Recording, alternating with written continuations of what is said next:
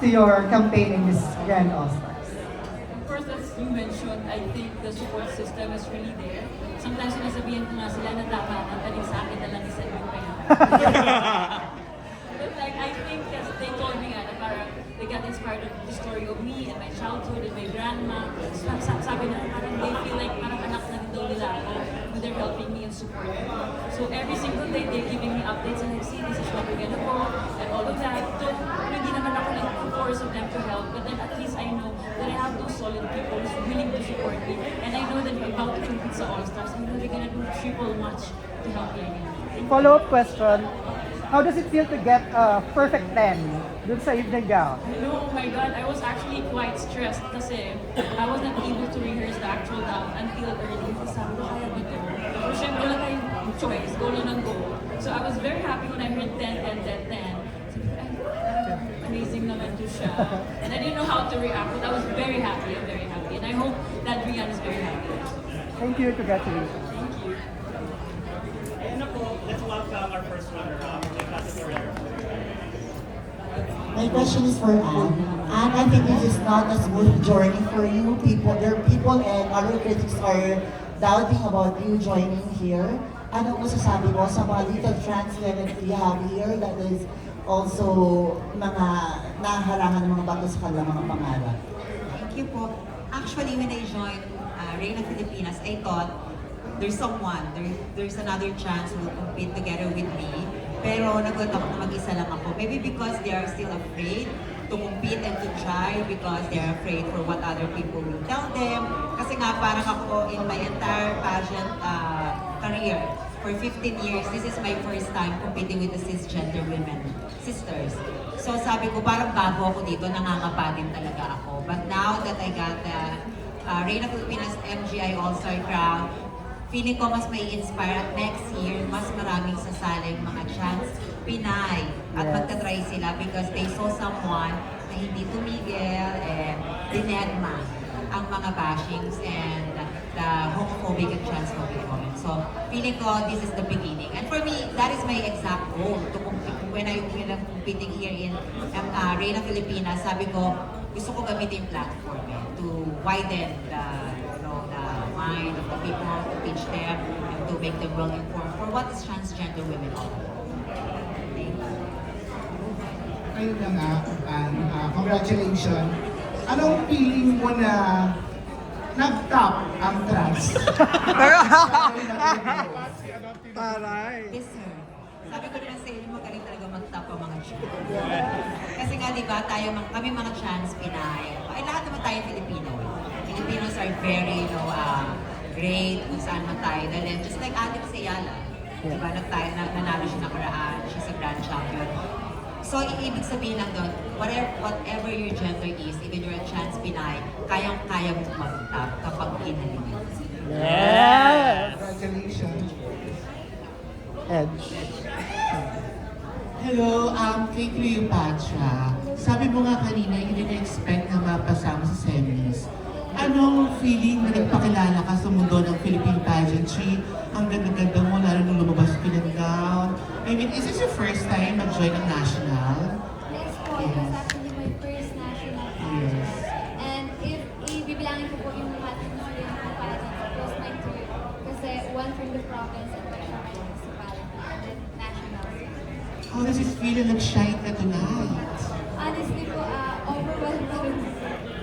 Hindi ko po kasi talaga i-expect. Sabi ko, top 11, I'm super grateful na naman yung part ng top 11. And then top 7, and then first runner-up, who would have thought mo? Kaya, I'm super grateful. And thank you po sa Reina Filipinas team kasi success ang Reina Filipinas 2026. The emerging beauty. Thank you so much. I also have a question for the runners-up. Inannounce na kanina that the second season of Reina Filipinas will be happening summer of 2027. Runners-up, are you planning to return for second season that started with the ladies here on the right? Zaya and Lauren, go ahead. I like the name dropping though. Pero yeah, I am not closing any doors for pageantry of course, but think magpapahinga muna for now tonight. Kasi pagod kami. Pagod kaming lahat. Kakain kami, yes. And of course, magpapagaling muna ako from my previous na flu. Kasi nilaban ko naman ngayon, I think hanggang doon lang yung kinaya kasi nagkasakit tayo for the past few days. I don't know if it's quite obvious on my voice, but kung naririnig niyo ako, umuubo ako na yun. And yeah, it's a great opportunity talaga to be here in Reina Filipinas. Kasi being with these beautiful girls, beautiful ladies with me, they are such amazing people. And who knows, next year or the following years, maybe I get to join again. I should. Laban! Tapos ang sponsor si Ate Ann. Oo. Diba?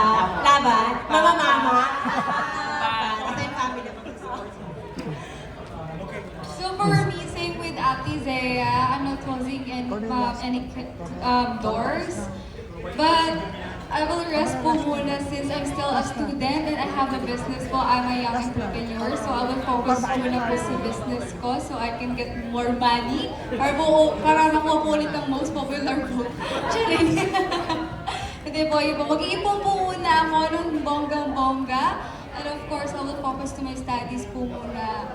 And Reina Filipinas is a great opportunity for me kasi kahit pa paano po nakilala po ang Caloocan sa Nationals pageant.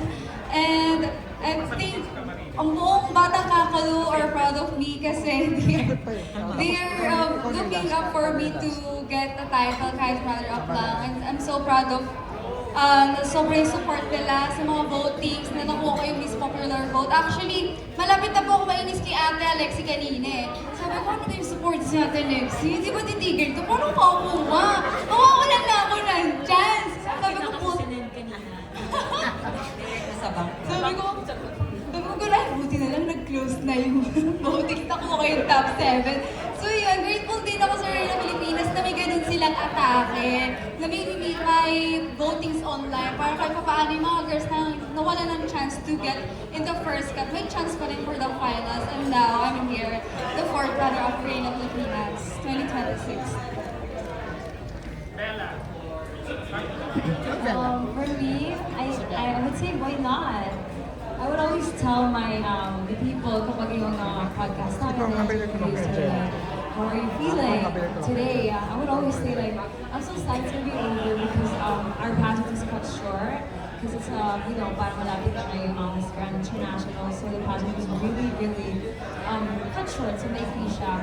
And I really did enjoy the experience of Reina Filipinas, and despite it being inaugural, they really made us feel that it's a big pageant. Now, we are very supported by a lot of friends, a lot of organizations, and a lot of people that really believes in our organization. So, with the question, why not? Diba? Baka pwede pa next year naman. Yes. Hindi ako titigil lang kasi wala pa akong corona. Ilalaban ko ulit ang Zambales. My pageant journey po will not end here. Tutuloy pa rin po ako. Kasi grabe ang experience ko dito sa Reina Filipinas. Super grateful na naging part po ako ng Inanay ng Reina Filipinas. At magiging grateful pa po ako kasi magiging part ulit ako sa season. Ilalaban ko ulit ang Zambales. Who designed your gown? Who designed your gown? Designer. Oh, actually, it was Miss Erin Montoya. And siguro bibigyan ko na rin po kayo ng brief background about my gown. It was actually inspired by my name po, Cleopatra. Yes po. And also, I incorporated po my province. Kasi alam po natin na West Philippine Sea ay located sa Masinloc. So, as you can see po, may mga blue. It represents po the beauty of our clear waters. Yun po ang meaning ng ating gown. For the 3 na. Tapos na. Alright, first of all, congratulations po kasi kayo po yung mga first winner ng inaugural ng Reina Filipinas. So my question is sa tatlong crowd. Ano ang mas mabigat? Yung koronang suot ninyo or yung responsibilidad na nakalakip dito? Yung corona, tsaka bigat siya ngayon. For me, I would say it's, of course, the responsibility itself. Because you have to be visible at all times. You have to prove that you're, of course, worthy of your title as well. You have to engage with a lot of people. And, you know, I've always been thinking about this po ever since I joined Reina Filipinas because I grew up introvert. And in Reina Filipinas, I really learned how to engage and interact with a lot of people and how to be funny in a way as well with a lot of my kalog-kalogan at crazy sisters. And it's such an amazing experience for me kasi alam ko na it's also a training and a practice for me to, you know, like be able to socialize with people from different walks of life, with different personalities. So I see it as an advantage as well, like a good thing for me. So I guess it's a responsibility, but at the end of the day, you know, that position is given to you for a reason. You should do your best to put yourself out there and inspire so many people. So that's what I'm gonna do. I totally agree with Angelica, what she said naman. Totoo, like it's the responsibility when you have a crown. Because this time around, you need to understand that you're not just carrying yourself, but then your country and the people and the organization and the team behind you. So everything you do, you need to be very intentional. You need to think about the situation first before you're doing something. Though of course, I think my title internationally kind of helped me on learning how to accept pressure, siguro. But I think what separates Miss Grand is that, because I'm also like ambivert, may time na I'm very social, may time na, ayun na naman si Alex, yung may, yun na naman siya, mag-isa siya sa gilid. So I think this time around, I think that's what Miss Grand taught me, or Reina Filipinas taught me rather, is to like, don't be afraid to actually be yourself, because then my fellow sister will like say, ate, alam mo ba, akala namin dati, hindi ka naman ako. Tapos ngayon, pagod na daw sila sa akin kasi lagi ako may tanong sa kanila. So I think it's really good, not only that it opens up more of your personality to show to people, but it's like helping you learn more, especially on business side. Because I have a business, I recently launched a business. So I'm learning so much more with Reina Filipinas, with Sir Jojo, and with the rest of the team on how to handle the business and business. Ako, for me, copy-paste, char. Ayan, sa akin lagi naman, every titles, mabigat talaga yung responsibility. Because especially now that I am the first transgender women na crowned as Reina Filipinas and one of the transgender Filipina na magpupumpit sa MGA All-Star. So for me, I have two responsibilities. First, of course, I need to fulfill my reign as Reina Filipinas. Second, I need to be a good example for my trans Pinay community. Kasi yung pagsali doon, hindi lang naman siya #baklaan. So dapat meron kang pinapakita na something na mapupulot ng mga bata that they are dream or valid. So kahit nagdapa sila ng ilang ulit, just like me, literal, kahapon sa rehearsal, nahulog ako sa stage. Yeah. I felt that's why I won. Charot! Yes, ayun po. So, mabigat yung responsibility literally, but I'm very willing to work. In every organization na katrabaho ko, lagi kong sinasabi, minsan mo lang siya gagawin, matatapos yung brain mo ng mabilis, gawin mo na ng lahat. Okay. Thank you, girls. Congratulations. Photo. Can you ask the three title holders for a photo op first, and then later we will be joined by your friends. Okay, thank you. Yeah, we need to.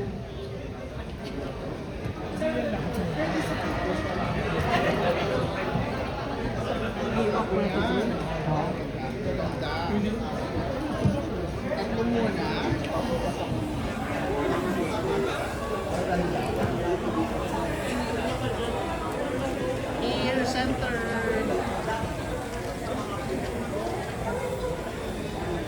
Angelica, center.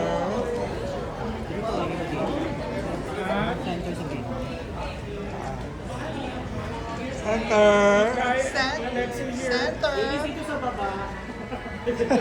Next sir ba? Center. Okay, center number 1. See Angelica here. Sir, baba. Yes. Yes. Yes, sir, bang. Angelica, baba. Lexi here. Here. Here. Gitna po. Ladies here. Here. Okay. Yayaman nyo lahat naka-iPhone 7 nyo. Ingit ako. Dalawa pa. At least nag-top ka, Ann. At least top ka. Sa power top yan. Sa power top.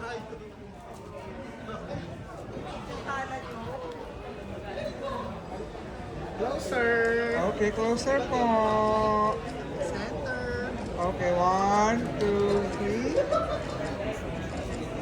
Center po. Here. Your left. Kids here. Thank you. Southwestern? Dito ulit sa baba. Southwestern daw ba? Thank you. Okay, here. Here, middle. 1, 2, smile. 1, 2, 3. Here. Congratulations. Okay, 1, 2, 3. Video. Kaway lang. Kaway-kaway. Aura-aura. Aura. Pilipinas. Number 1. Reina Filipinas! One more. One more now, one more. Energy. Oh, energy. Okay, 1, 2, 3, go. Reina Filipinas! Thank you very much. So that wraps up our press conference. Thank you very much. To our media friends, I'm so sorry. I know I promised na meron